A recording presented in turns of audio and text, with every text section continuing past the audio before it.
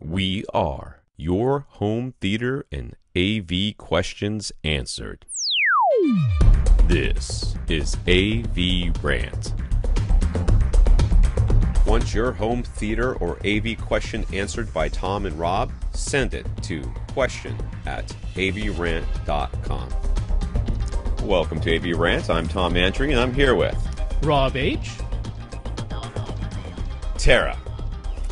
Tara got her new Marantz SR5011 AV receiver. Now she's looking to upgrade her speakers in stages at a time. All right, I like the way you think, Tara. That's what I was just suggesting. She'd like to start with the new pair of front, left, right speakers for under $500 a pair. The room's a little over 12 by 12, but there's two openings to the rest of the house. She's leaning towards an SVS PC2000 for the sub. I like the way this woman thinks. Very much so. She's replacing a small Yamaha 5.1 speaker package. So with all that in mind, what do we recommend? $500 a pair. There's some good options. There are a lot of good options out there. Some with free two-way shipping. I was going to say, what are the EMP techs going for these days? Those still under $500 a pair? the R5Bis. They certainly the Impression series. The Impression series. Oh yeah, they would be definitely under $500 a pair. Well under. That would be an easy recommendation for me. Those right there, I think, would be a nice. Now you're going. Okay, first of all, Tara, I gotta let you know, almost anything that we recommend, or anything that at this point, if you're looking at SVS as being your subwoofer, anything that you would pick up as like on a lark is going to sound better than what you have right now. You're going to be fantastically impressed with whatever you get. You're welcome. Our recommendation did it, not the fact that you have gotten to the point of your AV journey where you're just knowledgeable enough not to be suckered in by, oh, look, it says that they've got 100,000 watts in them. So good job. Good job on us and good job on you. Now, you're going to be sitting off the coast. Mini speakers will be just fine. You're not going to be sitting too far away. No. So we're not looking at tower speakers because we don't have to. If you're interested in tower speakers, there are options out there. $500 a pair makes it a little bit tight. But yeah, so the EMP Tech, I think, is a really good option. They look good. They have a very neutral sound.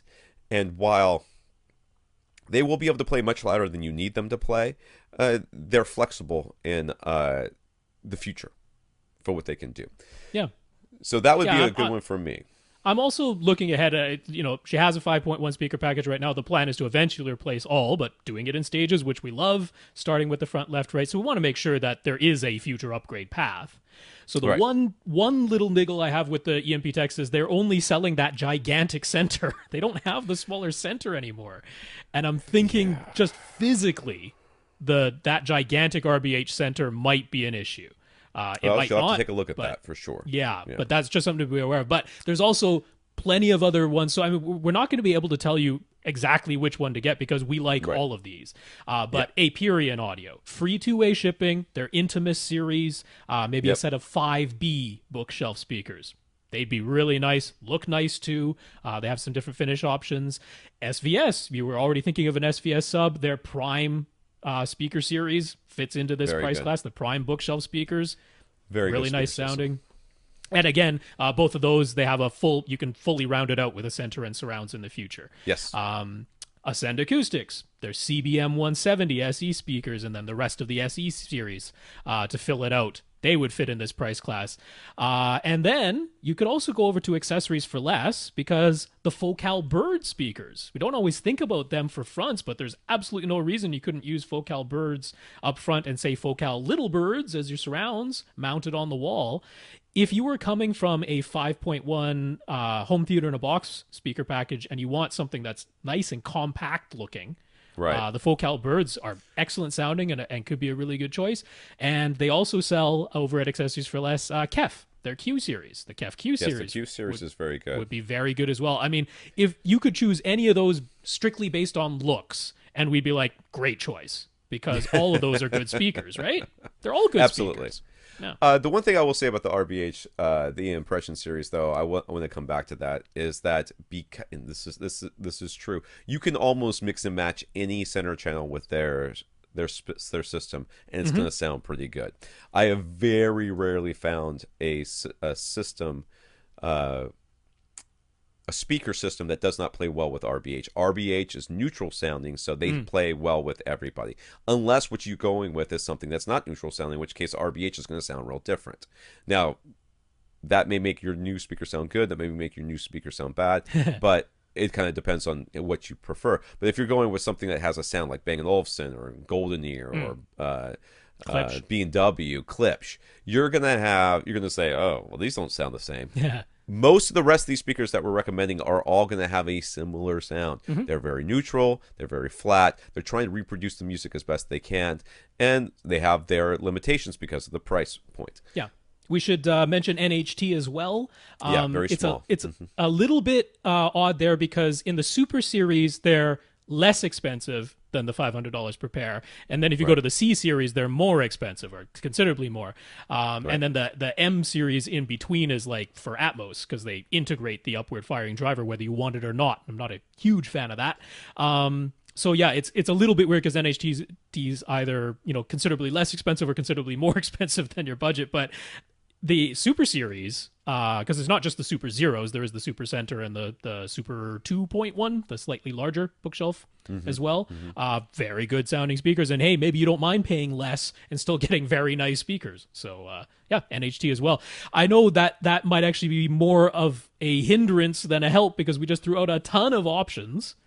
But if you go through those and look at them, honestly, you could pick one of them by looks and we'd be happy with that. So we want to get, and that's and I hate to say it, I mean, that's half the reason I bought the bicycle I bought. I was like, I like the way this one looks better than that one. I'm sorry, that one looks like every other bike on the road, and this one looks a little bit different. That's kind of special. It's got some gold on it, a little bit of bling, and I was like, this is cool. So that's why I bought it. One of the reasons I bought it. Now, going on, she knows she could potentially, well, I guess we're looking at a picture of her room now. I know she could potentially improve the sound a bit by moving the couch off of the back wall. But other than that slight adjustment, do we see any obvious ways she could better position the entire setup? Well, okay.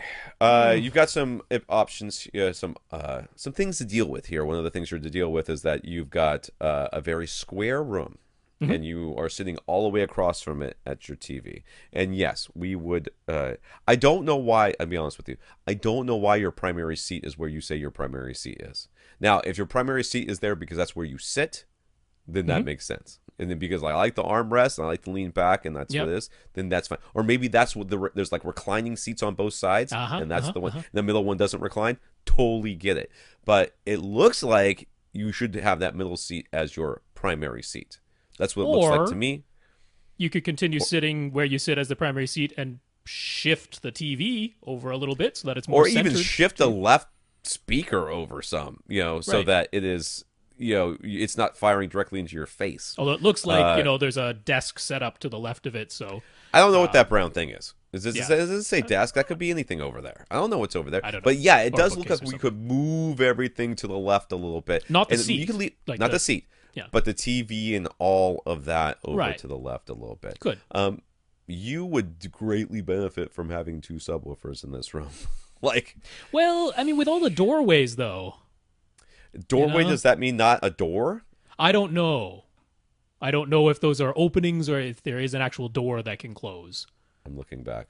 I'm guessing something can close over that large. That's probably French doors. It says doors. has two openings to the rest of the house. Okay. Yeah. So those are not door. Yeah, because the big one definitely. I mean, I didn't know what that was. But not necessarily. I mean, I would guess that's French doors, but not necessarily. It could just be a big old opening.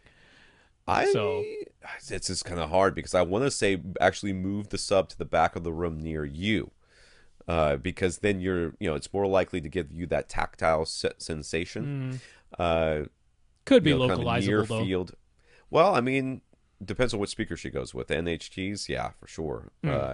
Impression series, they don't dig down that low either, but you're still about 80 hertz. You can roll them over. You can cross them over at 80 hertz.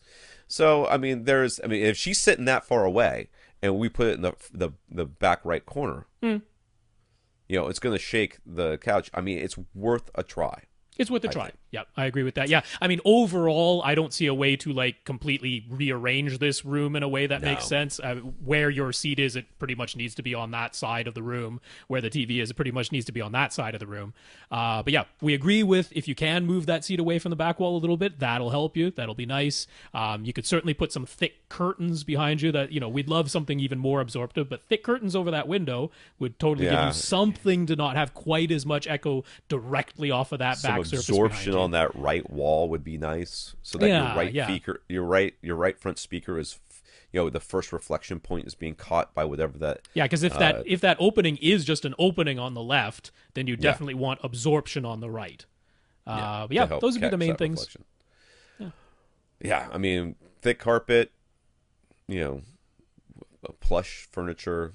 I mean, we don't know what's in here. There could be bookshelves or something. So yeah. That's it. Let us know, Tara, how it works out for you. We'd love to hear back from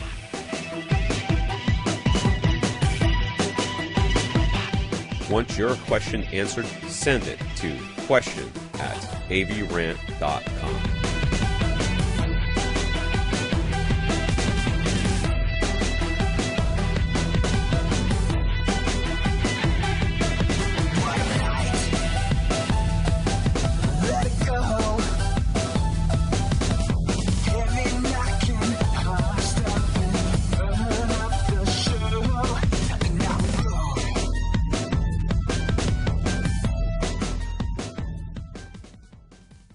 This is AVRant. Now go out and listen to something.